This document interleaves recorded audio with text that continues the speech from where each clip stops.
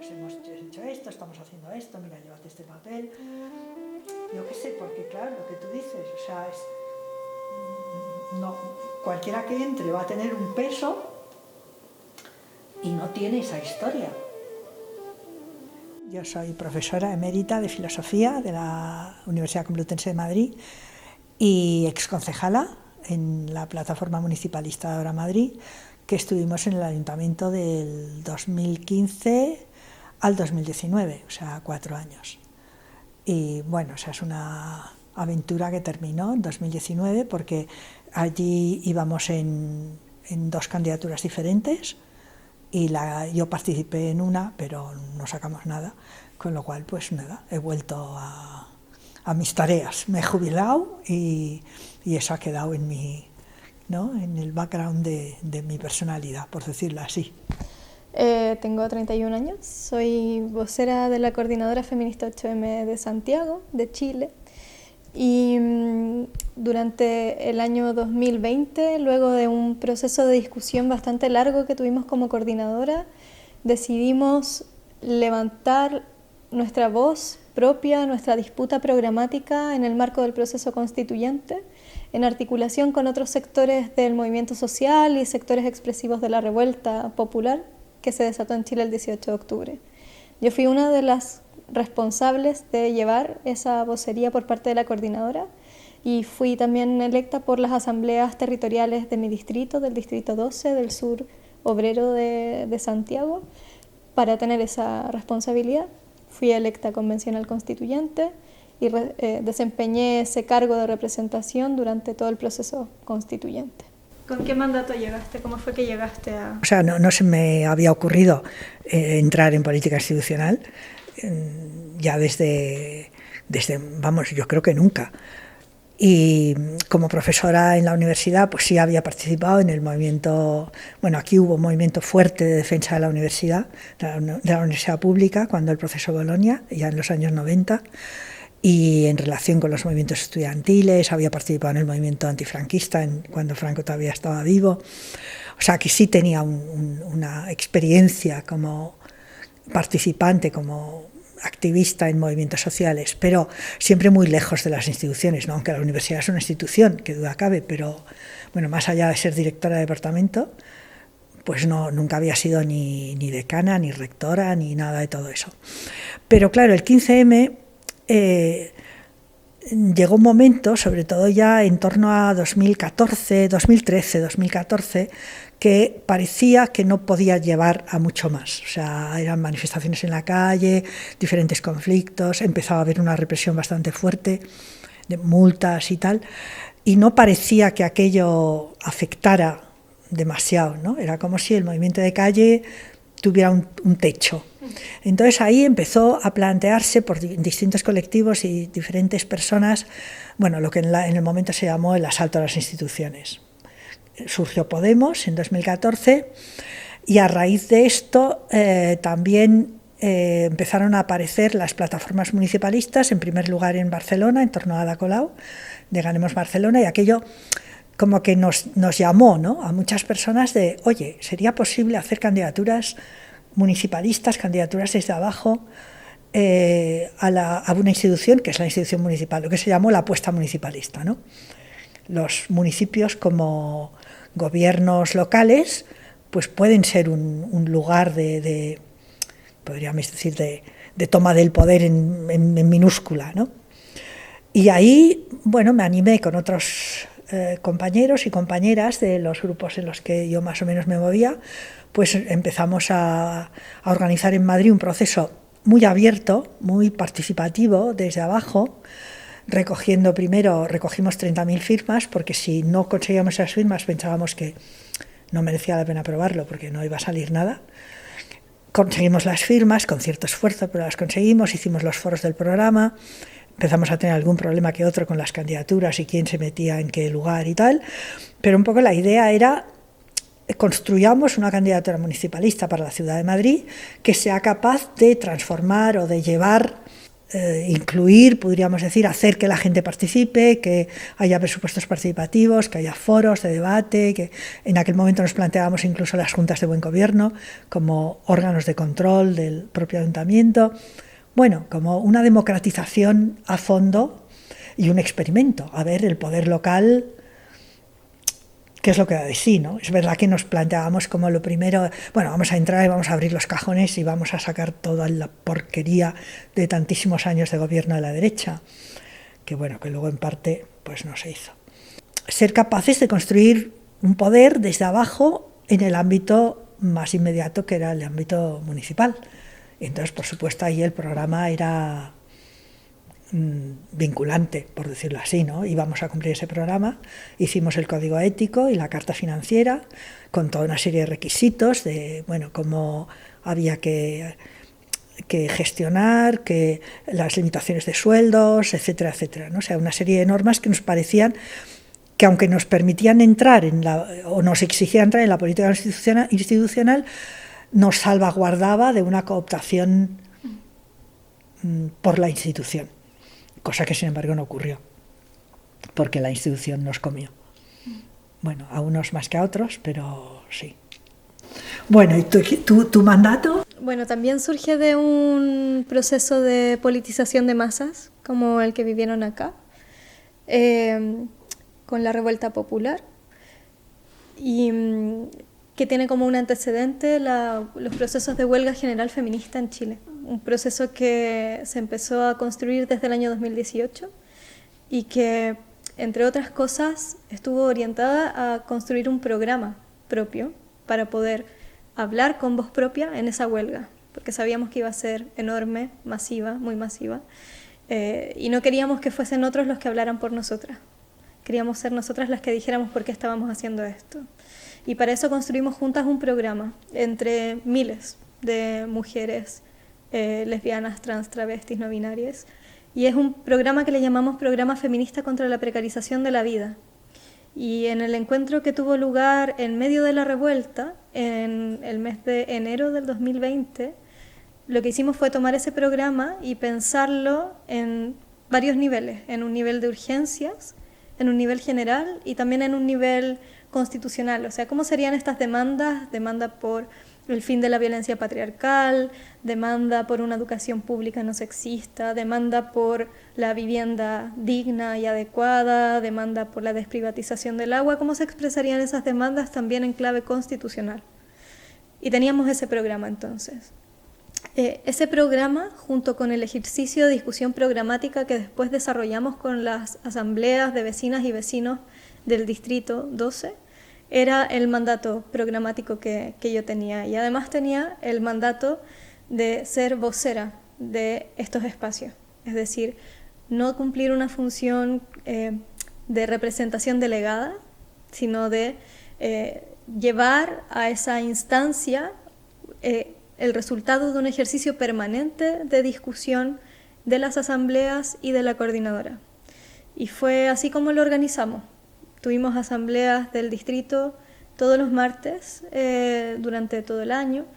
La coordinadora también tuvo al inicio una instancia que se llamaba Cabilda y luego tuvimos un espacio que se llamaba Espacio Deliberativo, donde íbamos construyendo permanentemente estas decisiones cotidianas para el desenvolvimiento al interior del órgano constituyente y que acompañaron todo el proceso. Ese fue el modo de control democrático de mi labor al interior de la coordinadora, o sea, de la convención. Y luego estaba también el intento, que es mucho más difícil, de construir eso mismo, pero para una articulación de convencionales constituyentes electos y electas dentro del órgano constituyente. O sea, ya no solamente una vocería distrital, como era mi caso, sino intentar construir algo así para un conjunto, que éramos 12, que veníamos del movimiento social. Y de esos ejercicios ha surgido hoy una coordinación de movimientos sociales que ojalá que siga avanzando. Claro, a ver, nosotras cuando empezamos, bueno, en primer lugar no pensábamos que fuéramos a ganar en Madrid. O sea, pensábamos que como mucho, bueno, yo iba a la 14 me parece, luego subí, iba la 12ª y no pensaba salir, o sea, pensaba que sacaríamos pues 10, 11, 8, 9, pero claro, a lo largo de la campaña fuimos viendo que se sumaba gente y que había más entusiasmo y que tal, y que, bueno, los sondeos nos daban que subíamos y llegamos hasta el 20. O sea, que realmente fue un exitazo, ¿no? Entonces entramos en el ayuntamiento exultantes, por decirlo así, ¿no? El día de la toma de posesión fue como... Hasta el último momento pensamos que nos robarían las elecciones, o sea, que habría gente que podría haber algún tránsfuga por ahí. No lo hubo y nada, salió Manuela Carmena, que era la cabeza de lista, como alcaldesa, con el apoyo del PSOE, o sea, bueno, éramos un gobierno en minoría porque necesitábamos el apoyo del PSOE, si no, el PP tenía 21 concejales, pero sin embargo Ciudadanos tenía menos que el PSOE, con lo cual no daba, ¿no? En cambio nosotras con el PSOE, pues sí, éramos el grupo más grande. Pero claro, estábamos muy hipotecados hacia ellos, ¿no? Eso fue ya una espada de Damocles desde el primer momento. Luego, la propia estructura interna del ayuntamiento, que como muchas otras instituciones, es una institución muy jerárquica, y que el tipo de proyecto que nosotras teníamos, que era un proyecto construido desde abajo y que necesitaba el apoyo de los sectores movilizados, chocó desde el principio con la estructura jerárquica del ayuntamiento, y ahí tuvimos la gran desgracia. Eso nos pasó en Madrid, en otros sitios no ha sido tan duro, pero la gran desgracia de que a nuestra alcaldesa esa estructura jerárquica le gustaba, ¿no? Le venía muy bien. Entonces, claro, hizo una campaña desde el principio de decapitar todos los procesos que pudieran tener que ver con apoyo de la base, con consultas, con organización, con debate, con asociaciones implicadas en los temas que tratábamos. O sea, nos aisló mucho dentro del ayuntamiento, ¿no? De manera que prácticamente al cabo de pocos meses estábamos completamente aislados, ¿no? Estabas ahí como un representante con una serie de tareas de gestión bastante abrumadoras, pero sin contacto con... También los movimientos ahí se retiraron un tanto, ¿no? Como de ya hemos llegado al ayuntamiento, ahora os toca pelear, ¿no? Y los espacios institucionales son espacios muy de representación en el sentido teatral del término, o sea, de teatro de peleas para que los medios de comunicación lo amplifiquen, como de broncas continuas, de insidias, o sea, son espacios muy difíciles para trabajar. Además, uno de los límites que... teníamos varios límites. Un límite son los propios límites del poder local, que tiene pocas capacidades, podríamos decir, de actuación.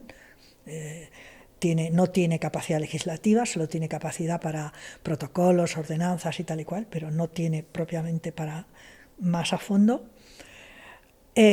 Otro límite objetivo son el rollo de las competencias, que eso es un desastre, porque están distribuidas lo más irracionalmente que uno se puede imaginar, y siempre con una prevalencia del órgano superior sobre el inferior.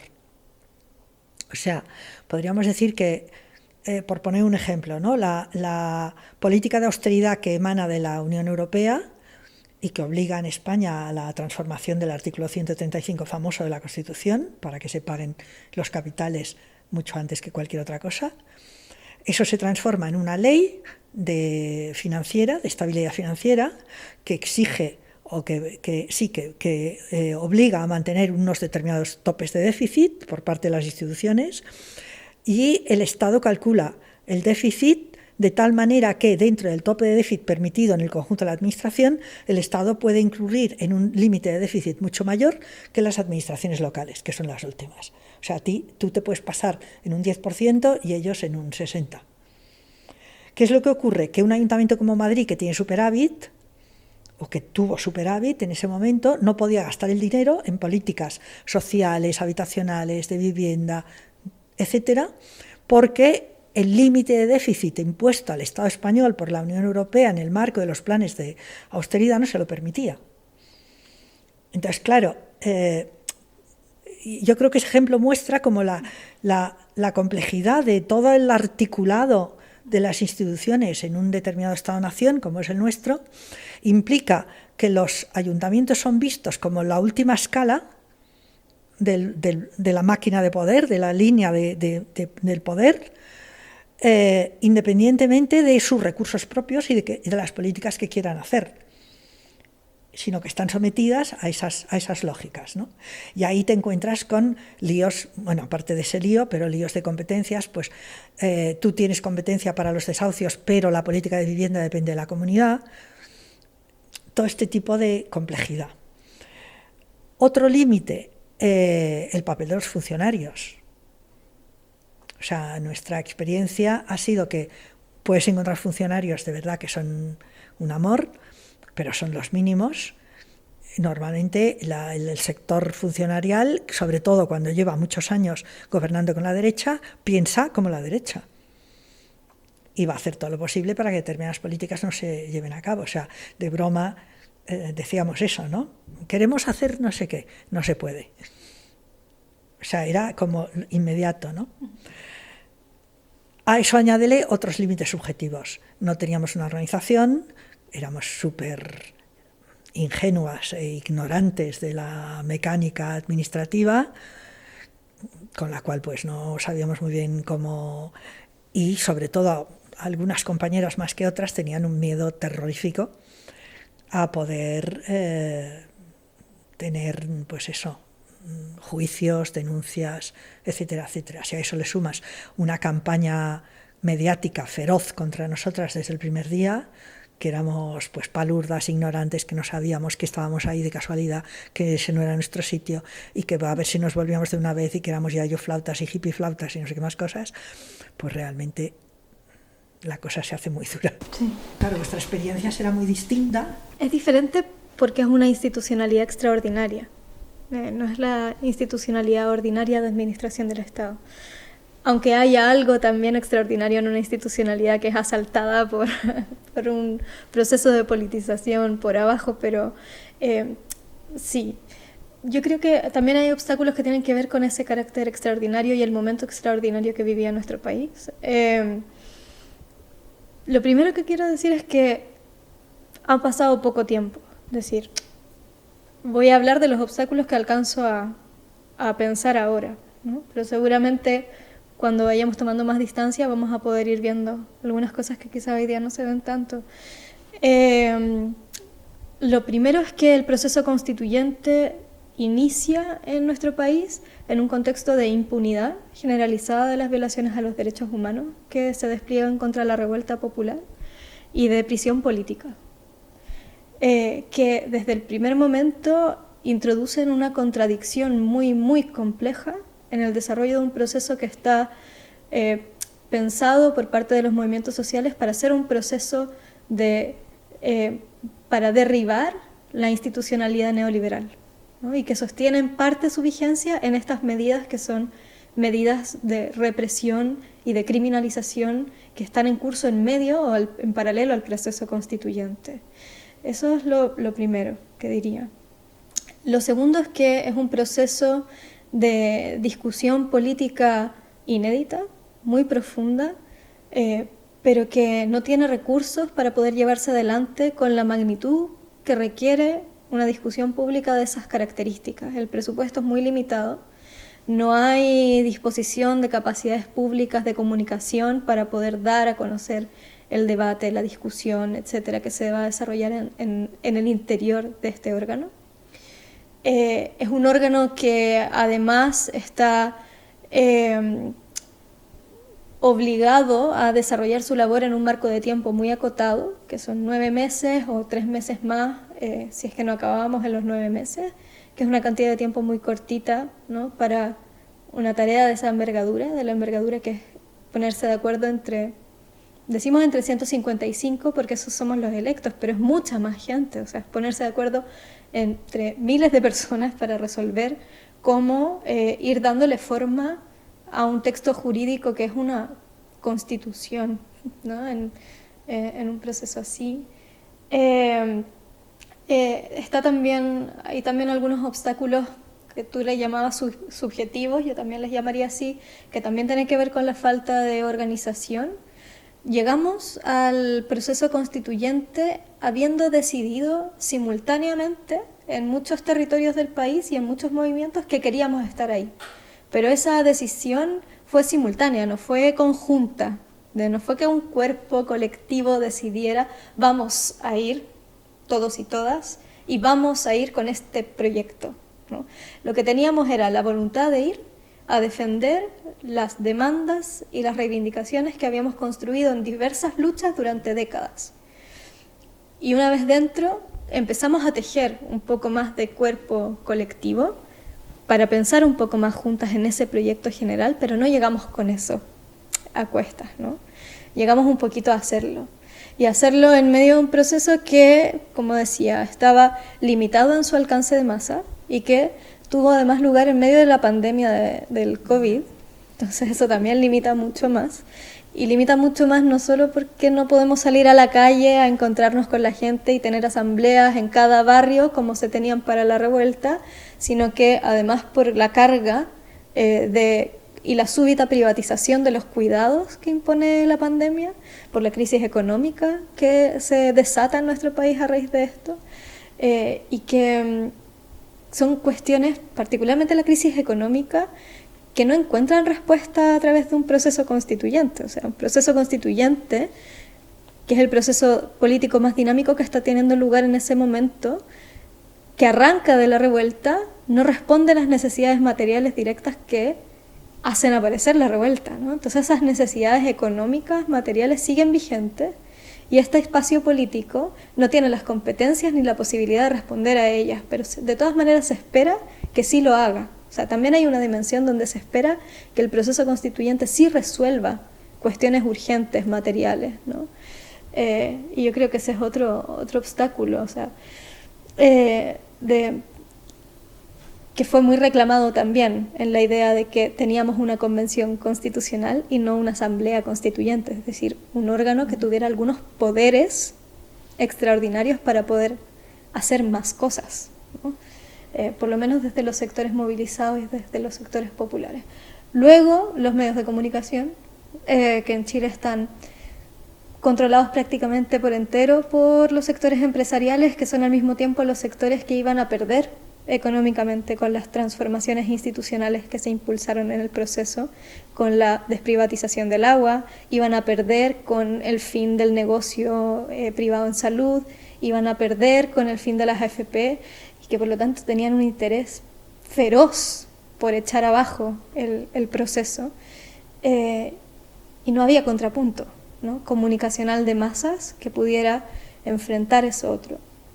Y finalmente el obstáculo de la diferencia entre cuáles eran los sectores que participaron de la revuelta, de la definición del plebiscito de entrada, de la elección de convencionales constituyentes, de las elecciones presidenciales y parlamentarias que tuvieron lugar en medio del proceso constituyente, y cuáles son los sectores que participan de la decisión final sobre cuál va a ser el destino de esta propuesta, que son otros sectores, muchos más sectores. O sea, se introduce toda una participación enorme, producto del carácter voluntario de ese último plebiscito, que llama a decidir a todo un sector al que no hemos llegado, con el que no nos hemos encontrado, con el que no hemos hablado. Yo diría que esos son algunos obstáculos, seguro hay muchos más que no estoy mirando ahora, pero también era un proceso plagado de obstáculos. Fíjate cómo el tema del agua, por ejemplo. Desde las plataformas municipalistas intentamos municipalizar el agua, por ejemplo en Barcelona, que se ha intentado hacer, y ahí te tropiezas no solamente con las denuncias en contra de las empresas, Akbar por ejemplo, sino también con la imposibilidad de la ley. La ley no lo permite. Sí.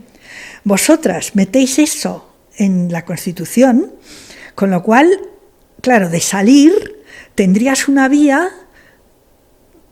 que al menos facilitaría esas. Totalmente. Entonces es como dos procesos que podrías verlos como que de salir bien se conjugarían. Quizá eso también explica que la derecha vaya a muerte tanto contra uno como contra el otro, ¿no? Absolutamente. Porque para nosotras un límite es que justamente la Constitución, bueno, las leyes generales, no sé, la Constitución igual lo podría permitir, pero sí privilegia el carácter privado de determinados servicios. Pero si tú eso lo metes ahí, tienes una nueva palanca para estas otras cosas, ¿no? O sea que a mí me parece, no sé, como que si pudiéramos juntar esas dos cosas sería como cambiar el horizonte. Y bueno, y la segunda cosa que me venía a la cabeza es que, claro, aunque no haya salido todo lo bien que querríais, pero es un avance considerable, porque yo pensaba que cuando en España se hizo la Constitución del 78, que todavía es vigente, justamente no se pudo hacer un proceso de ese tipo por el miedo que tenían los sectores dominantes a que eso fuera un caos. Es decir, la Constitución en España, la del 78, se hizo mal, la hicieron 8, no se sabía que era una Constitución hasta que ya la tenían hecha, pactando unos con otros, metiendo cosas de la legislación franquista. O sea, nunca se dio la oportunidad ni de elegir una asamblea constituyente, ni siquiera una convención constituyente. Entonces, que vosotras lo hayáis logrado, me parece un hecho sin precedentes. Porque significa que se puede, o sea, que no necesariamente las constituciones tienen que ser una carta otorgada, sino que se puede forzar la máquina hasta llegar allí, aunque luego el resultado, bueno, la próxima vez, no sé cómo decirte. En Chile no es que los servicios asociados al agua sean privados, es que el agua es privada. Es decir, el agua es un bien público, pero el derecho a usar el agua que corre por tu casa es privado. Y por lo tanto tú puedes vender y comprar el derecho a usar el agua. Y esa es la forma de apropiación privada del agua en Chile, que hace que sea el mercado el que asigna el agua. Y que haya gente, enormes sectores de la población, que no tengan agua para ir al baño, que no tengan agua para beber. Y por lo tanto, claro que era muy importante, y de hecho la lucha por una nueva constitución escrita a través de una asamblea constituyente era una lucha muy presente en el movimiento por el agua, porque se requería echar abajo la institucionalidad en su nivel constitucional para habilitar un proceso legislativo que pudiera encontrarse con esa desprivatización y tal. Y sobre lo segundo, nosotros tenemos una constitución que nos rige hasta el día de hoy, que fue escrita en la dictadura, y precisamente en la transición se decidió aceptar esa constitución, con 54 reformas introducidas el año 89, y ahí se da inicio a el proceso, al inicio de la postdictadura, que le llamamos nosotras, que hay otro sector que le llaman el retorno de la democracia, pero es una democracia con la institucionalidad impuesta por la dictadura pinochetista, ¿no? Y por la dictadura cívico-militar. Y fue con una revuelta popular enormemente costosa, también en vidas, en cuerpos, etcétera, que se le arranca al régimen la posibilidad de escribir una constitución democráticamente, pero con todas las contradicciones que tiene un proceso de esas características también. Las rémoras que quedan. O sea, no sé, en España el tema del franquismo sociológico es algo que durante los 80 se le dio mucha bola, tampoco sé exactamente hasta qué punto, pero eso queda ahí. O sea, cuando sale la salida de una dictadura en una clave, digamos, transformadora, no es nada fácil, ¿no? Porque eso queda impregnado ahí. Entonces yo creo que el esfuerzo hecho por vosotras merece todos los aplausos, ¿no? De un país que de alguna manera logra salir de una dictadura así. No sé, a mí me parece. Bueno, y en cuanto al balance, claro, el balance que haréis no sé. El balance nuestro, primero, en Madrid no hemos hecho un balance colectivo, yo creo que en ningún sitio no se ha hecho. Para eso tienen que darse determinadas condiciones, como que los ánimos se hayan temperado un poco, como que haya pasado un poco de tiempo, porque el coste personal cuando pones el cuerpo, cuando pones, ¿no?, tu tu vida ahí en primera línea es muy alto. Entonces, hay gente, por lo general hemos salido todas muy machacadas, pero bueno, unas se recomponen antes que otras, yo qué sé. Yo creo que en un futuro, pues en algún momento se hará. A mí me gustaría que se hiciera, porque creo que se debe hacer, ¿no? Ese tipo de experiencias, aunque pierdas, el proceso lo has ganado, o sea, no es lo mismo. Por eso me venía a la cabeza esa relación, ¿no? No es lo mismo tener una constitución que te la tragas porque la han hecho 10, un poco de cualquier manera, y va a regir, en nuestro caso, desde el 78 hasta ahora, que vuestro caso, que haces un experimento, bueno, de momento no ha salido, igual en un futuro podrá salir, ¿no? O sea que a mí me parece que eso es importante, ha habido ahí un proceso, una movilización, igual que aquí hubo una movilización, sabemos que se puede llegar a las instituciones, sabemos que se pueden como cambiar hasta cierto punto, lo que pasa que queda un pozo muy como de dolor, ¿no? Bueno, intentarlo otra vez, vamos, a lo mejor habría que hacerlo de otra manera, ¿no? Y yo diría, hay compañeros y compañeras que piensan que es un camino, que en nuestro caso, el camino de la institucionalidad municipal es un camino cegado, ¿no? Que hay que dejarlo. Yo no soy de esa opinión. Creo que allí hay una brecha posible para desarticular la cadena de mando que es el poder neoliberal que decide por todas nosotras, ¿no? Porque lo que sí observas, no sé si tú has observado eso, claro, es otro proceso, que la capacidad de decisión que hay en las instituciones y que nos afecta a todas es muy alta. Y esa capacidad de decisión se la cedemos en parte porque no nos vemos capaces de pelear por eso, ¿no?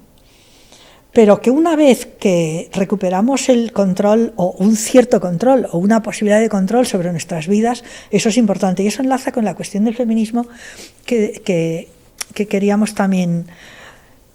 O sea, éramos bastantes feministas en el proyecto en Madrid, sobre todo en el primer momento. Ahí tropezamos con un problema que fue esa idea de que feminismo es igualdad, que es muy, muy clara en las feministas más antiguas del PSOE, y eso nos limitó muchísimo, porque ellas no veían ningún otro tipo de política feminista. Un poco haciendo balance entre diferentes ciudades, lo que hemos visto es que hemos conseguido políticas feministas o políticas a favor de las mujeres en diferentes sitios, incluido Madrid, pues centros de igualdad, los puntos violetas, ciertos aspectos de la violencia, etcétera. Pero sin embargo ni hemos logrado eso que llamamos feminizar la política, o sea, crear una forma de entender la política que tenga en cuenta los cuidados, las relaciones, que no sea jerárquica, que no sea despótica, que no sea racista, por supuesto, etcétera. Que eso, porque incluso algunas compañeras de algún modo, pues como que cuando entran en la institución, como que se dejan absorber las neuronas por ese tipo de comportamientos, y tampoco hemos logrado ampliar lo que entendemos por feminismo, o sea, dar cabida a compañeras trans, LGTBI, no binarias, etc. Ahí hemos sido muy cortas, ¿no? Nos hemos quedado mucho en lo que es el feminismo más clásico de la igualdad y poco más, ¿no? Con algunas políticas interesantes, pero poco más. Luego del resultado del plebiscito, que fue una contundente derrota, en todos los sectores sociales, en todas las capas que nosotras hubiésemos esperado que hubiesen aprobado el proyecto constitucional, ese mismo día se exigió presentar una autocrítica, ¿no? Desde ese mismo momento, y de manera bastante dura, ¿no? Y especialmente quienes habíamos estado en primera línea en el desarrollo de este proceso. Y al menos desde mi punto de vista, la autocrítica es un trabajo, y es un trabajo colectivo. No es simplemente de pronto asumir todas las culpas de un desenlace diciendo, bueno, fuimos un error, ¿no? Que es un poco lo que nos dicen desde algunos partidos políticos, desde el Partido Socialista, muy claramente, ¿no? El gran error de este proceso fueron ustedes, o sea, los movimientos sociales, los independientes, por haber estado aquí. Y esa autocrítica está muy acompañada también de una política del castigo hacia esos sectores que ha sido muy feroz en prensa y en todas partes. Creo que es necesario poder sacarle la vuelta a eso, porque efectivamente el trabajo de balance y de examinar cuáles fueron nuestras decisiones, en qué momento esas decisiones nos desorientaron o no fueron suficientes, o en qué momento no es que no hubiésemos estado haciendo todo lo que teníamos que hacer, sino que quizás lo que estábamos haciendo no era lo que deberíamos haber estado haciendo, ¿no? Es una cuestión que necesitamos pensar. Y nosotras al menos hemos decidido iniciar ese proceso de reflexión en la Coordinadora Feminista 8M. La Coordinadora de Movimientos Sociales también está debatiendo eso, y junto a nuestras compañeras hemos insistido mucho en que es necesario pensar que se rechazó en nuestro país cuando el 4 de septiembre ganó el rechazo, ¿no? ¿Qué está puesto ahí? ¿Cuáles son aquellas razones que dicen relación con el proceso constituyente, con la capacidad del órgano constituyente de representar aquello que estaba mandatado a representar o que se esperaba que representara? ¿Qué de eso está puesto también en la dificultad de procesar con un horizonte antineoliberal las urgencias materiales que atraviesa nuestra población hoy día? ¿Qué de eso tiene relación con la necesidad de ampliar la presencia territorial y de base de los movimientos sociales más dinámicos del último tiempo, incluido ahí el movimiento feminista?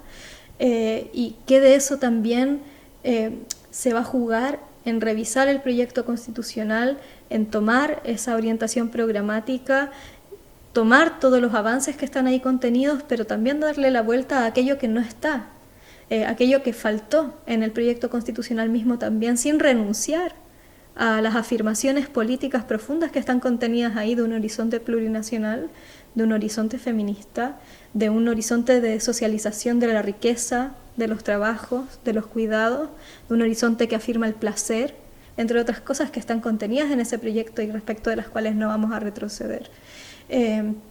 Para mí ahí el rol del feminismo como una fuerza social, que le llamamos nosotras transformadora y de oposición a todos los sectores que pretendan administrar la precarización de nuestra vida, es central, porque es en el fondo esa...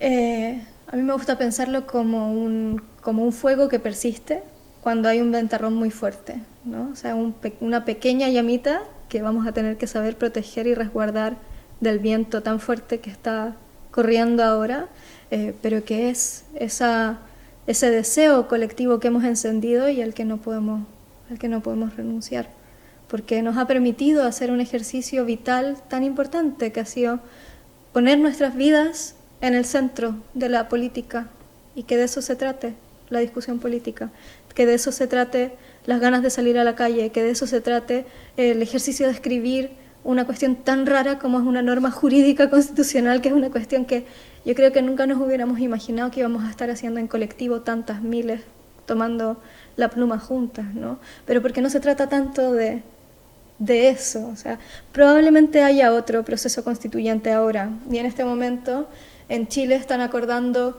cuál va a ser el último ladrillo del tabique con el que van a intentar dejarnos afuera para repartirse entre ellos la cuota del poder de esto que nosotras hemos hecho posible, nosotros hemos hecho posible, porque una revuelta popular es la única razón por la que se va a escribir una nueva constitución, y esta vez quieren que sea sin nosotros. Y es posible que haya otro texto constitucional y que no sea ese que soñamos, que no sea ese que escribimos juntas, pero bueno, que afortunadamente no se trata solo de eso.